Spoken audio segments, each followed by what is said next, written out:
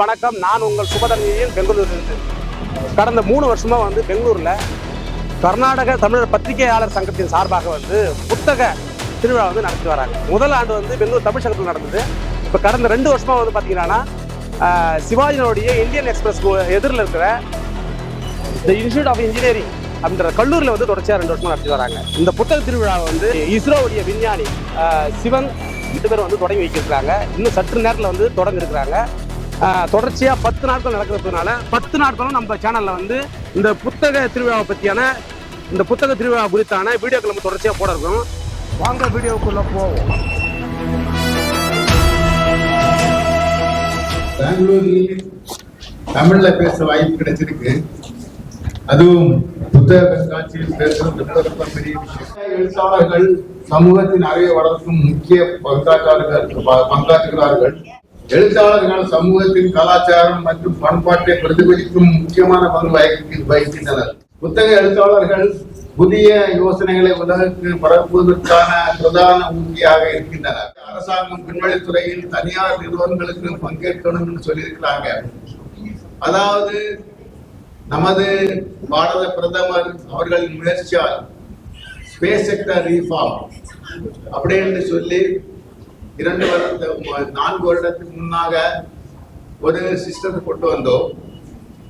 அதாவது அதுவரையிலும் நம்முடைய ஸ்பேஸ் ஆக்டிவிட்டிஸ், அதாவது ராக்கெட் உண்டாக்குவதோ சேட்டலைட் விடுவதோ அதோடைய எல்லாமே இஸ்ரோ மட்டும்தான் பெற முடியும்.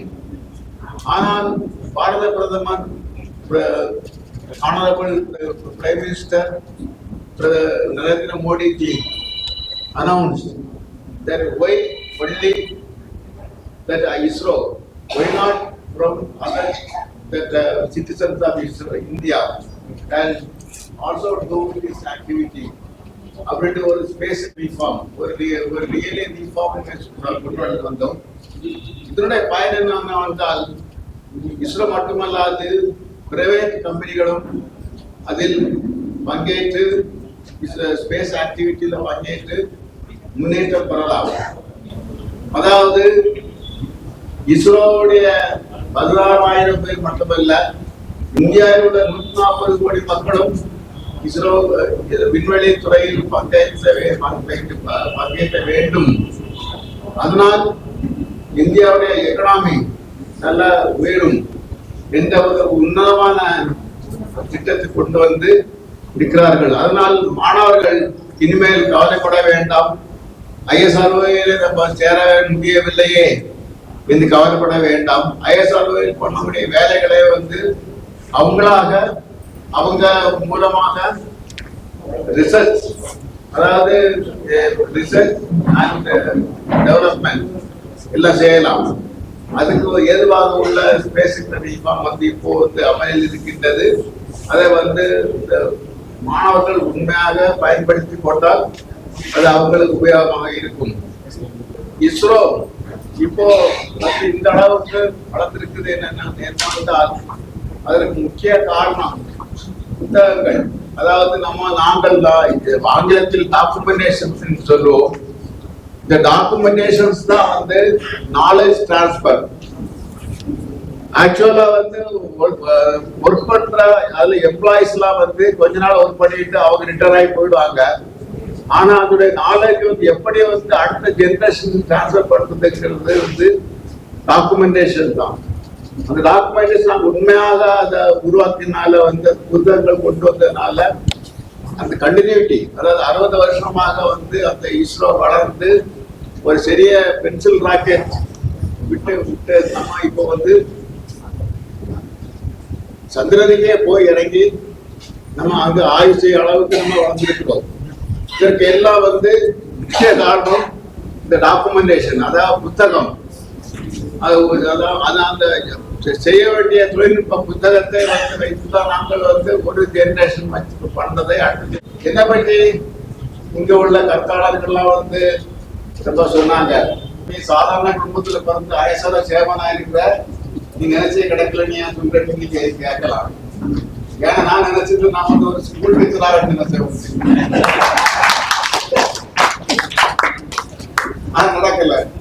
ஏன்னா ஒவ்வொரு இந்த காலத்திலே வந்து நான் நடக்கிறது நான் யூஎஸ்ஏ முடிச்ச பிறகு நான் வந்து இன்ஜினியரிங் போகணும்னு நினைச்சேன். எங்க அப்பா வந்து இன்ஜினியரிங் போக வேண்டாம், நீ வந்து போய் பிஎஸ்சி படிக்கிற பேட அங்கே என்ன பைசா கிடையாது, நீ பிஎஸ்சி படிக்க சொன்னாரு.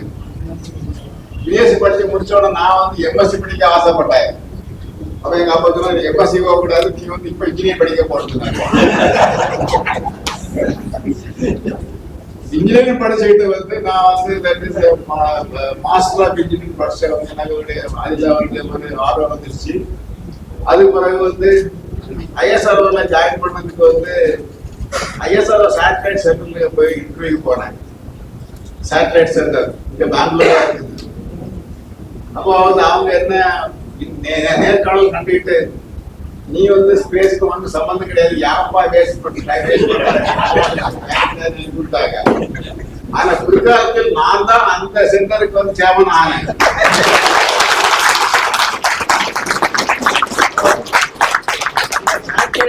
வேலை கிடைக்கணும்னா போது நான் சொன்ன சரி இருக்கட்டு, அட்லீஸ்ட் ராக்கெட் சென்டர்ல போகும் அப்படின்னு பிஎஸ்எஸ் ஜாயின் பண்ணேன்.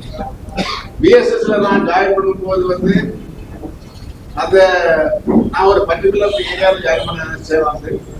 ஆனா வந்து அவங்க வந்து இல்ல பிஎஸ்எல் ப்ராஜெக்ட்ல ஜாயின் பண்ணி சொன்னாங்க வந்து. இது மாதிரி ஜிஎஸ்எல்டி பெரிய ஜிஎஸ்எல்டி வந்து இந்த வெஹிக்கிள் வந்து 4 நாள் ஃபெயில் ஆச்சு. அப்போ வந்து அவங்க என்ன பண்ணு தெரியல வந்து மேனேஜ்மெண்ட் எக்ஸ்ட்ரா மேனேஜ்மெண்ட்டுக்கு எனக்கு அதுல குவாலிஃபை போட்டுறாங்க. அப்போ எல்லாம் என்னுடைய ஃப்ரெண்ட்ஸுங்க என்னோட சீனியர்லாம் கூப்பிட்டு எனக்கு கேட்டாங்க, உனக்கு நீ சங்கடம் கேட்கறதே சங்கடமா இருக்குது, கண்டலன்ஸ் சொல்லணுமா கேட்டாங்க. ஏன்னா வந்து அந்த ப்ராஜெக்ட் வந்து அது உருப்படியாத விளங்காத ப்ராஜெக்ட். இது வந்து ஒரு சீல் வச்சுட்டாங்க வந்து. அதுக்கு போய் நீ ப்ராஜெக்ட் உருப்படியா நீ வந்து சொன்னாங்க. அப்ப நான் வந்து சொன்னேன் வந்து, அம்மா ரொம்ப கஷ்டத்துல இருக்கும் போது இந்த நாடோடி மன்னன் திரைப்படத்தை எடுத்தாராம். அப்ப எல்லாரும் இதே மாதிரி கேட்டுருக்காங்க போய் அவர்கிட்ட போய், ஏன் நீ ஏற்கனவே கஷ்டத்துல இருக்கிறிய, நீ எப்படி கடை எடுத்து நீ அப்பா சினிமா எடுத்து போற அப்படின்னு கேட்டிருக்காங்க. அப்ப அவர் சொல்லிருக்காரு, அந்த மன்னனுங்கிற போர்ஷனை கையெட்டி மூடிட்டு இந்த படம் ஃபெயிலியர் ஆச்சுனாக்கா நான் நாடோடி ஆயிடுவேன். அதே சமயத்துல இந்த படம் நாடோடிய மறைச்சுக்கிட்டு நான் இந்த படம் சக்சஸ்னா மன்னன் ஆயிடுவேன் அப்படி சொன்னாராம். அது மாதிரி என்ன ஜிஎஸ்எல்டி போட்டாங்கல்ல, ஜிஎஸ்எல்டி நான் சக்சஸ் ஆகிட்டேன். வாழ்க்கை பாதையே மாறி போய் எல்பிஎஸ்சி டைரக்டர் ஆகி பிஎஸ்சி டைரக்டர் ஆகி அது மாதிரி சேர்மன் ஆகிக்கணும்.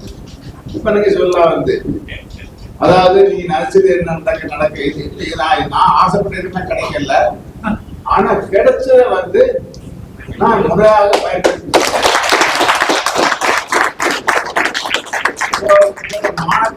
மாணவர்களுக்கு வந்து தேவையான அறிவுரை என்னன்னா, நீங்க வந்து எனக்கு வந்து அந்த சப்ஜெக்ட் கிடைக்கல, இந்த சப்ஜெக்ட் கிடைக்கல, கிடைச்ச சப்ஜெக்ட் வந்து படிங்க, நல்லபடியா இருக்கலாம்.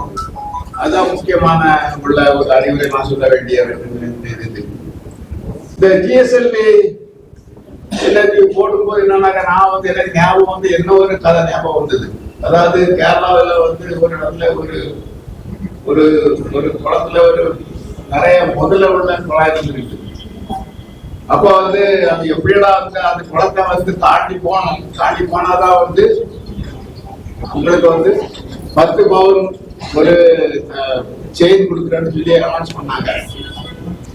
யாரும் வந்து சாடல. அந்த ஆட்டோ கூட பார்த்துருக்காங்க. ஆனா எல்லாருக்கும் முதலே பார்த்து பயம். அப்ப திடீர்னு ஒரு ஆள் குதிச்சாரு. குதிச்சுட்டு வேகமாட்டு தீர்த்து கரையை கடந்து அந்த பக்கம் வந்து சக்சஸ் ஆகிட்டாரு. ஆட்கள்லாம் வந்து இவன் வந்து பயங்கர தைரியசாலி அப்படின்ட்டு வந்து எல்லாம் போட்டினார்கள். அப்போ வந்து ஒரு அவன் என்ன சொன்ன தெரியுமா, ஆடப்பட்டு அவன் கைவிட்டது.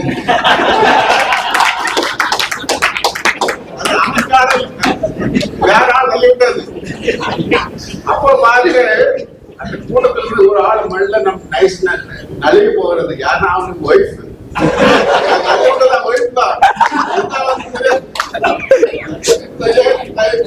அப்படின்னு சொல்லிவிட்டான். ஆனா வந்து அவங்க அது மாதிரிதான் வந்து என்ன தூக்கி தூக்கி போட்டாங்க. போட்டாங்க நிறைய நான் வந்து ஏற்கனவே டீம் ஒர்க்ல வந்து நம்ம சக்சஸ் ஆனால்தான் வந்து அதெல்லாம் வந்து அந்த இதுல வந்து அந்த ப்ராஜெக்ட் சக்சஸ் ஆகும். அதனாலதான் வந்து அந்த சக்சஸ் ஆகி டெஃபினட்டா வந்து நான் சொல்லுவேன், ஜிஎஸ்எம்பி சக்சஸ் வாழ்க்கை ஒரு திருப்பு முனை ஆகிய என்னுடைய என்ன வந்து சேர்மனாக வரைக்கும் எனக்கு உயர்த்திருக்கின்றது. அது நான் சொல்லுவேன்.